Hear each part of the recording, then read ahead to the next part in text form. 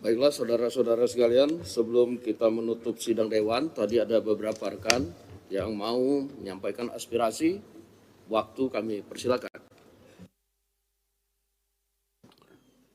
Bismillahirrahmanirrahim. Assalamualaikum warahmatullahi wabarakatuh. Ketua dan anggota Dewan yang kami hormati, serta seluruh hadirin yang berbahagia, saya Aus Hidayat Nur, anggota DPR RI, fraksi PKS, Dapil Kalimantan Timur, nomor anggota A455. Ingin sampaikan aspirasi sebagian masyarakat agar DPR RI ini menggunakan hak angket untuk mengklarifikasi kecurigaan dan praduga masyarakat atas sejumlah permasalahan dalam penyelenggaraan pemilu 2024. Alasannya, pertama, perlu diingat bahwa pemilu 2024 merupakan momen krusial bagi bangsa Indonesia. Gelaran demokrasi ini harus tetap dijaga agar terlaksana dengan langsung, umum, bebas, rahasia, jujur, dan adil. Kedua, munculnya berbagai kecurigaan dan praduga di tengah masyarakat perihal terjadinya kecurangan dan pelanggaran dalam penyelenggaraan pemilu perlu direspon DPR RI secara bijak dan proporsional. Hak angket adalah salah satu instrumen yang dimiliki DPR dan diatur dalam Undang-Undang Dasar, dan undang-undang bisa digunakan untuk menjawab kecurigaan dan praduga itu secara terbuka dan transparan. Jika memang kecurigaan atau praduga masyarakat itu terbukti, bisa ditindaklanjuti sesuai undang-undang, dan jika tidak terbukti, ini bisa mengklarifikasi dan menjaga integritas pemilu, sehingga kita bisa meresponnya secara bijak dan proporsional.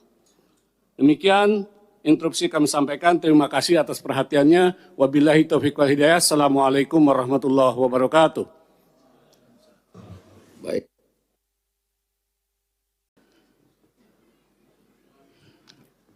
Ya. Bismillahirrahmanirrahim. Assalamualaikum warahmatullahi wabarakatuh. Terima kasih pimpinan. Saya Fahmi Alidrus, A432 dari fraksi PKS. Akhir-akhir ini saya prihatin terdengar wacana perbincangan tentang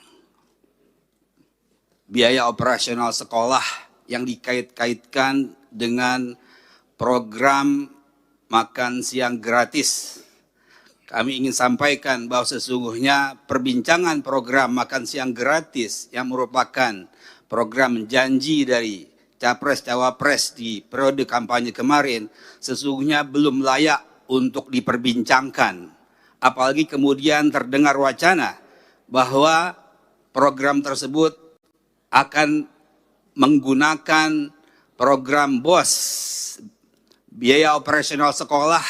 Kita pahami adalah biaya yang sepenuhnya dipergunakan untuk meningkatkan mutu pendidikan kita. Masih banyak persoalan-persoalan pendidikan di negeri kita. Persoalan guru, persoalan infrastruktur, sarana prasarana sekolah yang masih sangat memerlukan pendanaan. Amanah 20% pendidikan, biaya pendidikan, itu benar-benar harus dijalankan sepenuhnya, dikaitkan langsung untuk meningkatkan mutu pendidikan. Oleh karena itu, kami sampaikan protes ataupun kritik, jangan sampai janji-janji kampanye yang terkait dengan makan siang gratis itu menggerus dan mengganggu atau mengutak-atik program BOS yang terkait dengan upaya kita meningkatkan mutu pendidikan. Ini kami sampaikan karena wacana tersebut sudah mulai menggelisahkan banyak pihak, terutama pihak-pihak yang terkait dengan kepentingan peningkatan mutu pendidikan, terutama juga bagi teman-teman tenaga pendidik, teman-teman guru. Mereka gelisah, mereka khawatir kemudian dana tersebut tergerus dan akhirnya yang sebahagian dari dana BOS itu dipergunakan untuk menunjang honor mereka, mereka akan mendapatkan atau mengalami kerugian. Jadi saya mohon mudah-mudahan ini menjadi perhatian kita DPR RI untuk terus mengawasi, jangan sampai anggaran pendidikan yang sangat-sangat diperlukan itu kemudian terganggu dengan wacana-wacana yang sangat tidak relevan dengan peningkatan mutu pendidikan. Demikian yang saya sampaikan, mudah-mudahan didengar oleh semua pihak. Terima kasih. Wassalamualaikum warahmatullahi wabarakatuh. Terima kasih. Selanjutnya, Bu Lulu.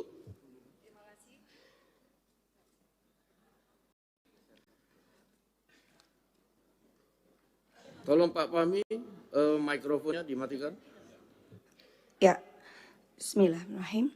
Assalamualaikum warahmatullahi wabarakatuh. Saya Nur Hamidah dari fraksi PKB daerah pemilihan Jawa Tengah 4. Yang saya hormati pimpinan DPR, Bapak Ibu anggota dan seluruh rakyat Indonesia yang menyaksikan rapat paripurna kita di pagi hari ini. Pemilu adalah perwujudan kedaulatan rakyat dan oleh karenanya tidak ada satupun kekuatan di negeri ini yang boleh merebut apalagi menghancurkan. Karena ini terkait dengan daulat rakyat, maka pemilu haruslah berdasarkan pada prinsip kejujuran, keadilan, tanggung jawab, dan etika yang tinggi. Tidak ada boleh satupun pihak-pihak yang mencoba memobilisasi sumber daya negara untuk memenangkan salah satu pihak, walaupun mungkin itu ada hubungan dengan anak, saudara, kerabat, atau relasi kuasa yang lain. Pemilu tidak bisa dipandang hanya dalam konteks hasil. Lebih dari itu, konteks proses harus juga menjadi cerminan kita semua untuk melihat apakah pemilu telah dilangsungkan secara jujur dan adil. Jika prosesnya penuh dengan intimidasi, apalagi dugaan kecurangan, pelanggaran etika, atau politisasi bansos, intervensi kekuasaan, maka tidak bisa dianggap serta-merta pemilu selesai saat pemilu telah berakhir jadwalnya. Saya adalah salah satu pelaku sejarah gerakan reformasi 98. Sepanjang pemilu yang saya ikuti semenjak 99, saya belum pernah melihat ada sebuah proses pemilu yang sebrutal dan semenyakitkan ini. Di mana etika dan moral politik berada di titik minus, kalau tidak bisa dikatakan di titik nol.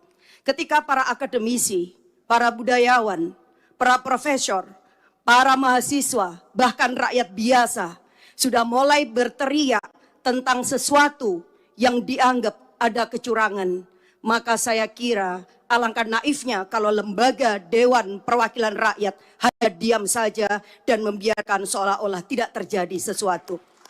Tanggung jawab moral dan politik kita hari ini adalah mendengarkan suara yang sudah diteriakkan ataupun suara yang tak sanggup disuarakan. Silent majority saya kira akan sepakat dengan kita untuk melakukan langkah-langkah konstitusional. Apapun langkah-langkah itu. Dan hari ini kami menerima begitu banyak aspirasi dari berbagai pihak bahwa DPR hendaklah menggunakan hak konstitusionalnya melalui hak angket. Dan melalui hak angket inilah kita akan menemukan titik terang seterang-terangnya sekaligus juga mengakhiri berbagai desas-desus kecurigaan yang tidak perlu. Kita hanya ingin bahwa demokrasi yang kita lahirkan dengan air mata, berdarah-darah dan bahkan nyawa yang begitu banyak dikorbankan pada tahun 98 tidak berakhir dengan sia-sia. Oleh karena itu pimpinan dan seluruh anggota DPR, saya mendukung hak angket ini kita lakukan semata-mata untuk memberikan kepastian bahwa seluruh proses pemilu 2024 benar-benar dijalankan berdasarkan daulat rakyat, kejujuran, keadilan, etika yang tinggi. Karena disinilah fungsi kita yang sedang ditunggu oleh rakyat. Saya kira ini yang saya sampaikan. Sekali lagi kita tidak boleh tinggal diam, jangan pernah menjadi pengkhianat dan mengkhianatin daulat rakyat. Wassalamualaikum warahmatullahi wabarakatuh.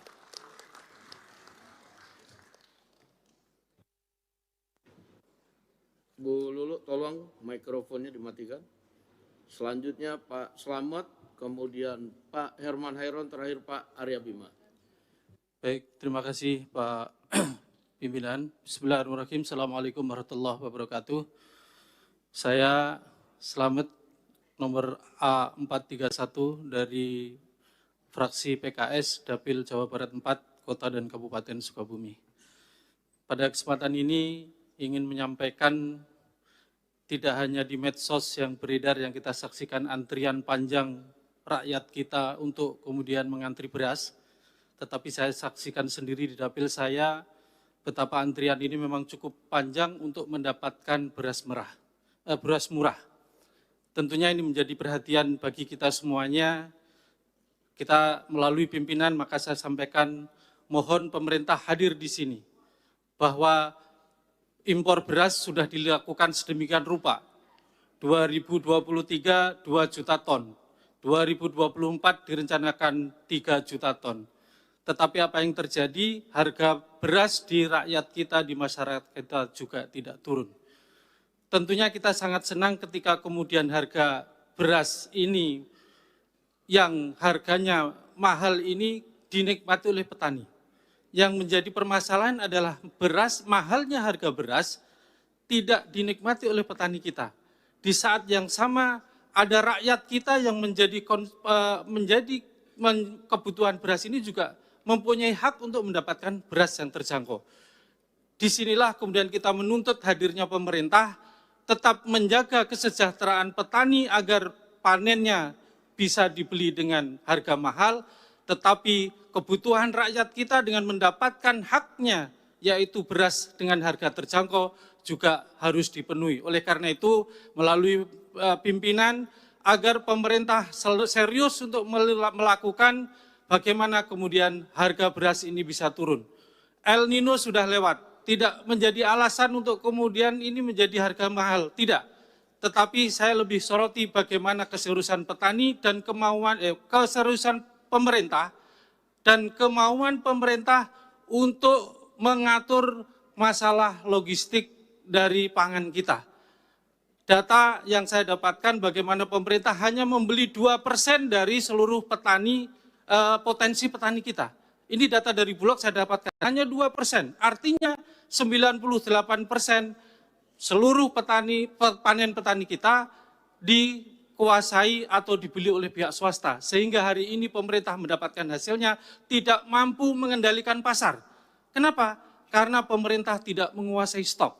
Berapapun yang dilakukan impor, hanya kemudian keuntungan-keuntungan yang akan didapatkan lebih kepada keuntungan ekonomi. Tetapi untuk menjaga kestabilan harga, sekaligus juga menjaga kesejahteraan petani tidak akan didapatkan. Sekali lagi, melalui pimpinan, saya harapkan pemerintah untuk serius menangani bagaimana kemudian logistik pangan ini dikelola dengan baik.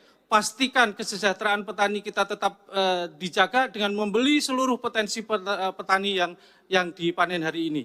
Demikian yang bisa saya sampaikan. Terima kasih. Assalamualaikum warahmatullahi wabarakatuh.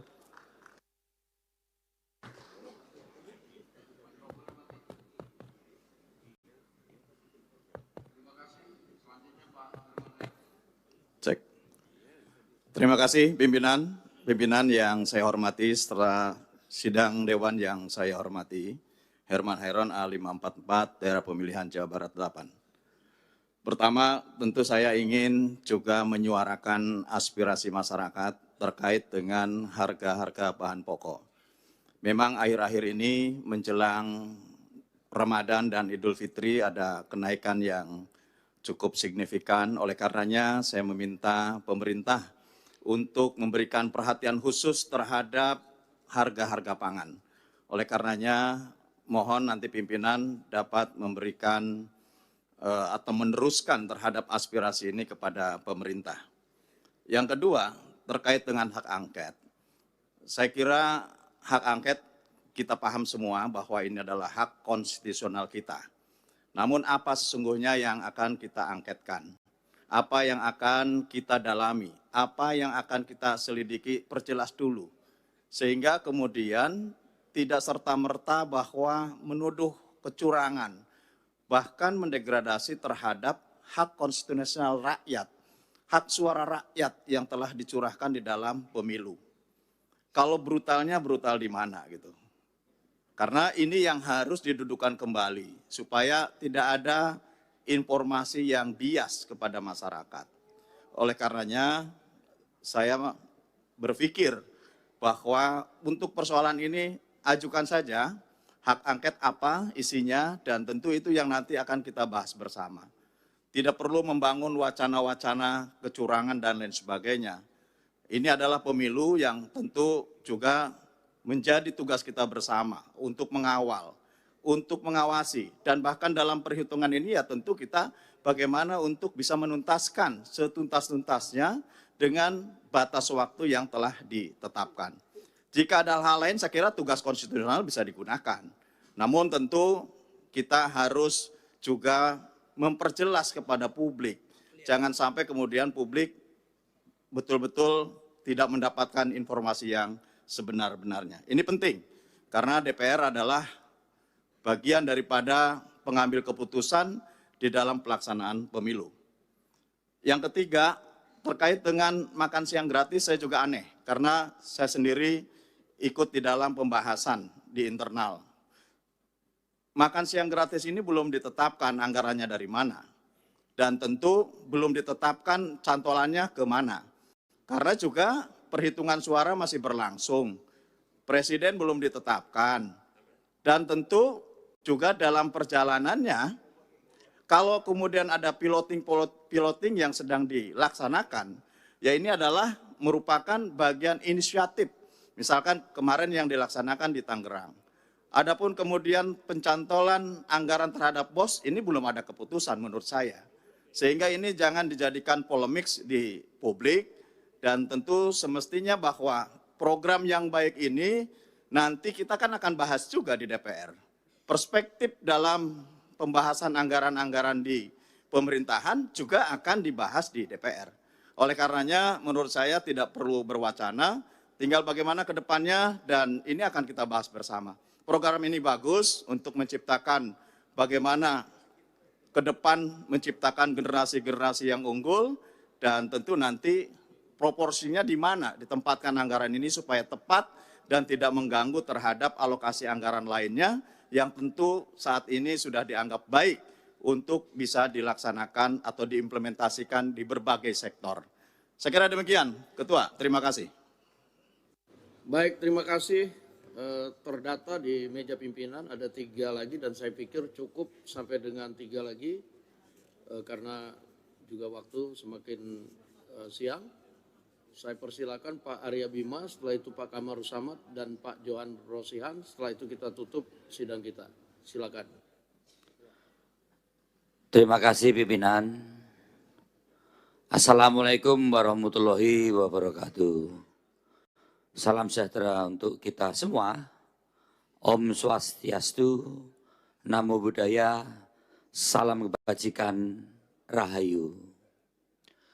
Yang saya hormati pimpinan Dewan, yang saya hormati dan saya banggakan kawan-kawan anggota Dewan. Selamat pagi, kita bertemu kembali di sini tentunya dalam keadaan lelah. Yang jadi kembali untuk periode 2024-2029, walaupun belum ada final dari perhitungan KPU, tapi tanda-tandanya sudah kelihatan, saya ucapkan selamat.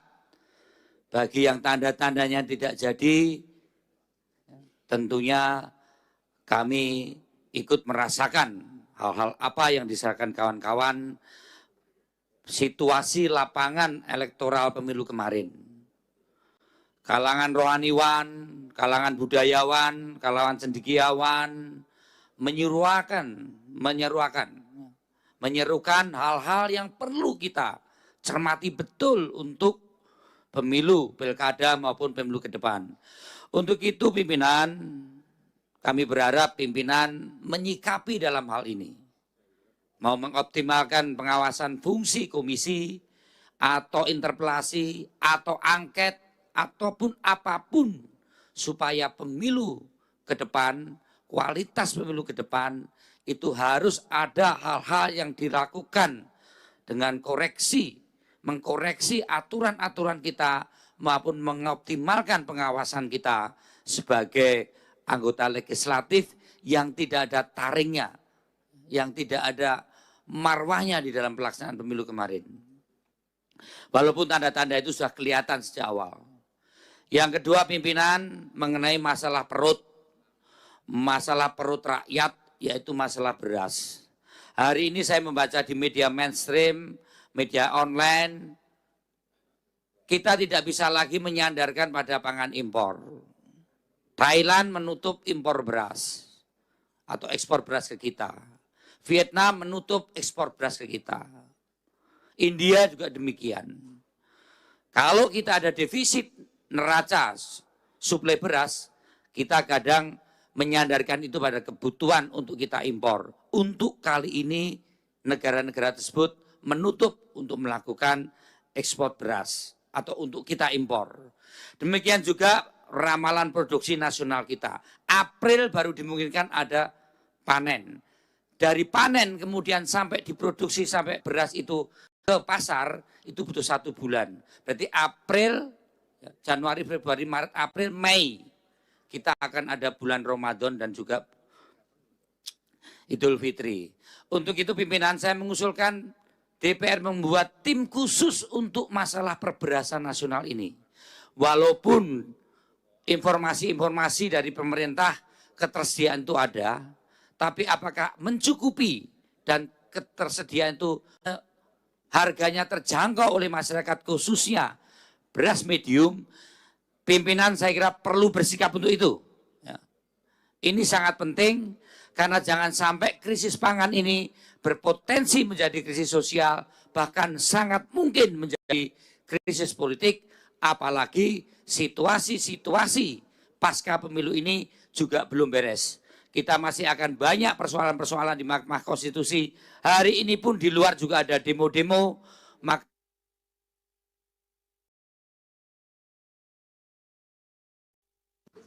Baik Pak Arya Bima, waktunya udah habis.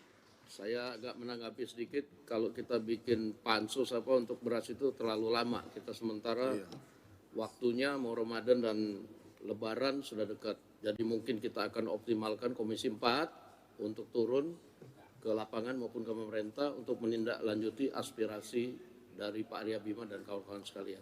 Terima kasih. Selanjutnya Pak Kamarul Samad.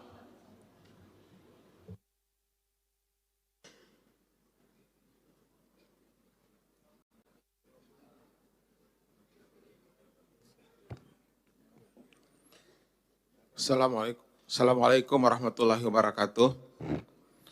Pimpinan yang saya hormati beserta seluruh anggota DPR RI, saya Johan Rosihan, A451 fraksi PKS, Dapil NTB 1, wilayah Pulau Sumbawa. Menyambung sedikit soal beras ini Pak Ketua, Alhamdulillah pekan kemarin kami Komisi 4 sudah turun ke beberapa daerah dan saya kebetulan ke Jogja.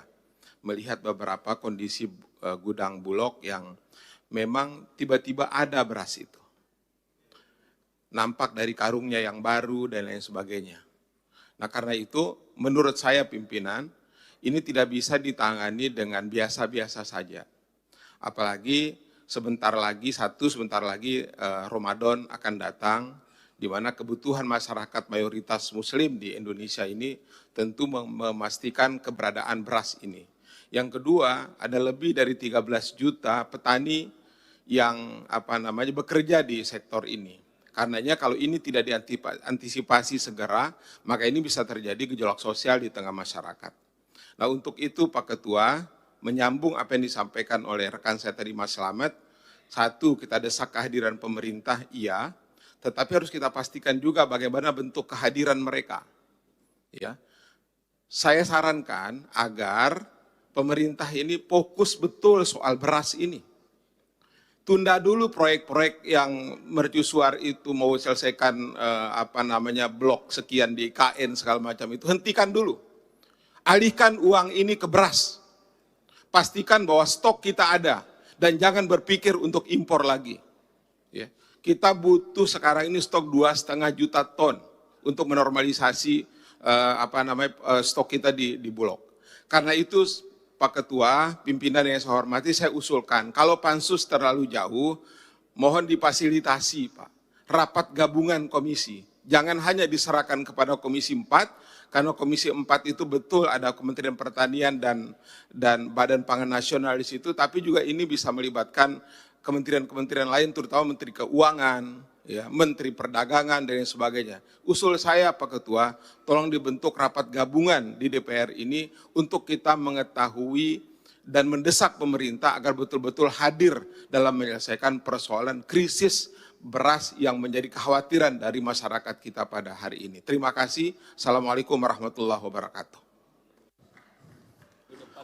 Baik, terima kasih. Terima kasih. Masukannya nanti minggu depan pimpinan Dewan akan membuat rapat konsultasi yang mengundang Komisi 4, Menteri Pertanian dan beberapa kementerian terkait untuk membahas soal ini dan akan dipimpin langsung oleh pimpinan DPR Pak Rahmat Gobel yang mewakili Komisi 4. Silakan Pak Kamru Samad. Terima kasih pimpinan dan anggota Kamru Samad A79. Pertama-tama kita tentunya patut bersyukur dalam reformasi ini 6 kali kita melaksanakan pemilu dan semua berjalan dengan baik. Dan dari pemilu-pemilu kita telah melakukan pembenahan dan perbaikan baik melalui revisi undang-undang yang telah kita jalankan maupun dalam pelaksanaan yang kita jalankan melalui pengawasan terhadap penyelenggara pemilu. Dan kita patut bersyukur bahwa pada pemilu 2024 ini lebih dari 60 negara di dunia yang secara bersamaan akan melakukan pemilihan presiden. Indonesia merupakan negara terbesar, mencapai 164 juta partisipasi rakyat, lebih besar daripada pemilu terakhir di Amerika yang hanya mencapai 158 juta partisipasi. Ini menunjukkan bahwa Indonesia sebagai negara demokrasi terbesar di dunia telah mampu memberikan ruang konstitusional kepada rakyat Indonesia untuk menggunakan haknya. Karena itu, kami di lapangan tentu juga mendengarkan aspirasi yang berkembang. Aspirasi yang sangat mendesak bagi mereka adalah pengangguran, penciptaan lapangan kerja, bukan hak angket. Yang diperlukan mereka justru adalah hak para sopir angkot.